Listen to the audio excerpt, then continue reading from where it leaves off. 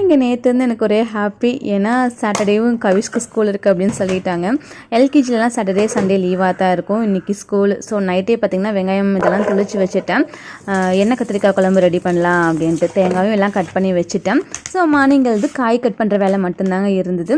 குழம்புக்கு அரைக்கிறதுக்கு பெரிய வெங்காயம், சின்ன வெங்காயம், 3 தக்காளி, அதுக்கப்புறம் தேங்காய், மஞ்சள் தூள், மிளகாத்தூள், அதுக்கப்புறம் குழம்பு மிளகாத்தூள் கூட கொஞ்சம் கொஞ்சமாக தண்ணி ஆட் பண்ணி நல்லா நைஸாக அரைச்சி எடுத்துக்கலாங்க. அடுத்து கத்திரிக்காய் இந்த மாதிரி 4 கீரி சொட்டை இருக்கான்னு பார்த்துட்டு ஆயிலில் போட்டு வதக்கி விட்டலாம். அது ஒரு 5 நிமிஷம் போல் வதங்கினா போதுங்க. அதுக்குள்ளே இந்த சைடில் கடாயில் குழம்புக்கு தாளித்து விட்ட வேண்டியதான். நல்லெண்ணெய் ஆட் பண்ணி தான் தாளித்து விட்டுருந்தேன். ஆஸ் யூஷுவல் நம்ம புளி குழம்புக்கு ரெடி பண்ணுற மாதிரியே தான் ரெடி பண்ணி விட்டுருந்தேன்.